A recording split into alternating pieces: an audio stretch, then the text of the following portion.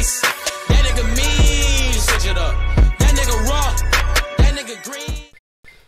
Hello everybody. As you probably know if you watch my channel at all, I did a video talking about how you know, the best free agent targets for the tight end position, and I promised that it's going to be a, you know, series for the positions that we need. So I'm here with the second episode of this series, and that is the defensive tackle side of things. Defensive tackle is one of the most not, you know, proficient, or, you know, there's not a lot of defensive tackles to pick from in the league. I mean, if you're a defensive tackle, you're usually not a huge playmaker. You're more of a run stopper than anything. You're not really a pass rusher unless, you know, you're Aaron Donald or Sue, or, you know, a select few out there, Sheldon Rankins. Players like that are ones that are impactful in the pass rush game. Not a lot of those defensive tackles in the league are. It's a rare trait for extremely talented players, so that is what I'm going to be covering today. We lost Sheldon Rankins, who had an 8-sack season last year before tearing his Achilles in the Philadelphia Eagles game in the postseason. So I made this list for pass rushers, you know, pass rush defensive tackles, instead of run stopping ones, since we lost a pass rushing defensive tackle. So without any further ado, let's get into the list. Number 1, I have Grady Jarrett for the Atlanta Falcons. Last season, he had 6 sacks. He's a very, very, very good player. I'll probably play some type of film on the video because I don't want to, you know, just tell y'all who this is. And, you know, many people don't know exactly who defensive tackles are because they're not as relevant as other skills positions. So it's going to be playing probably if I'm not lazy. So, yeah. Grady Jarrett is a Atlanta Falcons defensive tackle who had 6 sacks last year. He has played 4 seasons for the Atlanta Falcons, which all have been pretty impressive. Let me go back and look because, of course, I don't have this stuff memorized. I'm just not a football encyclopedia. So in 2018, he had 6 sacks. In 2017, he had 4 sacks. 2016, he had 3 sacks. And in 2015, he had 1 sack. So he's coming off of his complete rookie contract. It has ended. It's no telling if Atlanta is going to pick up the 5th-year option or let him go. So we're all going to be able to see how that plays out. But for the perfect dream signing is Grady Jarrett. Not a lot of people know who he is, but he has been getting better over time. As y'all could tell by those stats I was reading you, he has went up at least 1 sack per year. It is crazy to think about how he went from 1 to 6 sacks over 4 seasons. And I know 6 sacks isn't a lot, but when you talk about defensive tackles, it means something, especially on that atrocious Atlanta Falcons defense. He's had a pretty good career up to this point. He broke out last year with 6 sacks, 52 combined, and 25 assisted tackles. So I think that adding him would be an extremely good addition to the team because, I mean, come on. We lost a pass rushing linebacker, and this is one of the best ones out there. So, yeah. Well, the best ones out there that are free agents, so signing him would mean a lot to us. Alright, the next player I have on this list is another dream scenario that I don't 100% think is going to happen, but it can happen, and that would be the signing of Sheldon Richardson. He was a big, big, big free agent target and talk for many teams in the NFL last season, and he ended up landing with Minnesota. And he did not have that great of a season in Minnesota. Granted, it was good because there are a lot of playmakers on that defense, especially on the defensive line.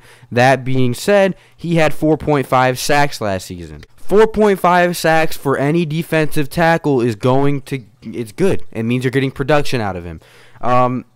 Dude, I would love this signing. I'm just not too sure how big of a payday he wants. He is a free agent this year. And he's been good over the course of his career. In 2013, he had 3.5 sacks. In 2014, he had 8.0 sacks. In 2015, he had 5.0 sacks, all with the Jets. In 2016, he also had 1.5 sacks in the Jets. And then he went to the Seahawks and only had 1 sack. He then came back and had 4.5 sacks with the Minnesota Vikings, which, like I said, because of their defense, is impressive. I think signing him would give us, one, a huge boost to our defensive line until Sheldon Rankins gets back. This goes for Grady Jarrett too. It'll give us a huge boost until Sheldon Rankins gets back, because I don't know what point, if he's even gonna play next season at all. Keeping Sheldon Richardson or Grady Jarrett, we can just move one of them over, put Sheldon Rankins back in, and have two dynamic defensive tackles. Tyler Davidson is good, but he has his negatives, as does any player in the NFL. But Sheldon Richardson and Grady Jarrett are both proven long-time players that could easily boost the effectiveness of our defensive line, especially at that defensive tackle position. His part of the defensive line is certain, but the other side is not 100% certain. It is a kind of a question mark as to who will show up. Will it be David Onyemata? Will it be Tyler Davison? Will it be some other player we picked up off the streets? We never know. So having another defensive tackle on that line will give us a lot of help and a lot of boost towards our future and our present. My third and final, and it's not the last one, but it is my final one for realistic and good players. Darius Phylon for the Chargers. He had 4.0 sacks last season. I would actually really like this addition. I would like this addition because, one, it would take away from the Chargers, and I don't need another good team in the AFC because I don't want to play the Chargers in the Super Bowl. The Chargers are good. He would take away from them and add to us, obviously. Like I said about Sheldon Richardson, the same thing goes for him. It will add a second good guy to our defensive line on the defensive tackle position. Left and right defensive tackle will both be extremely good players. This man, Darius Phylon, has a lot of potential. 2015 he had 0 sacks, 2016 he had 1, 2017 he had 4.5, and 2018 he had 4. So as you can see, just like everybody else, he has had steady improvement, and that's all I want when it comes to signing a player for our team. I want a player that has been striving and trying to improve himself and his game, and I think that these 3 players that I've listed are going to be the best bets for us. Grady Jarrett, the Falcons, 6.0 sacks in and has played 4 seasons with the Falcons. Sheldon Richardson in Minnesota with 4.5 sacks. Darius Phylon for the Chargers with 4.0 sacks. As you guys can see, these defensive tackles have good numbers, but not superstar numbers. That's what we want. We do not want to break the bank on a defensive tackle when Sheldon Rankins is going to be coming back, but we do need somebody to cover that line while he's gone, and possibly shift him over and have another defensive tackle there to help us when he comes back. So those are my top 3 picks: Grady Jarrett, Sheldon Richardson, and Darius Phylon. I think that all 3 of these players could significantly boost our defense and help our defensive line a lot. And here's where I'm going to say, like, the honorable mentions, the players that I think that we can sign for a little bit of money, and but they're not the better of the group. I'm not really going to go into detail on their stats. I'm going to just drop some names. One would be Jonathan Hankins. I really like Jonathan Hankins. He just does not have those type of numbers that jump out at you. Like if I go to his stats right here, hold on. He has had a decent career, but not a great one. In 2013, he had no sacks. 2014, he had 7. 2015, none. 2016, 3. 2017, 2. And 2018 in Oakland, he had 0. So I'm not exactly sure how getting Jonathan Hankins would help or hurt us. I think that, he would be better than anything we have, maybe. I don't know if Tyler Davison ranks above Jonathan Hankins. He's a veteran player that knows his way around, but I just don't think he's a better option than any of the 3 I had listed above. Another would be Damata Peko. He was making some good plays and he was making a splash in Denver last season. He didn't have, I don't think, more than 1 sack at all.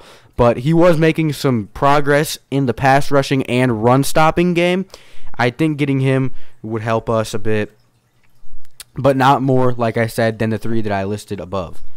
So yeah, that's pretty much it, guys.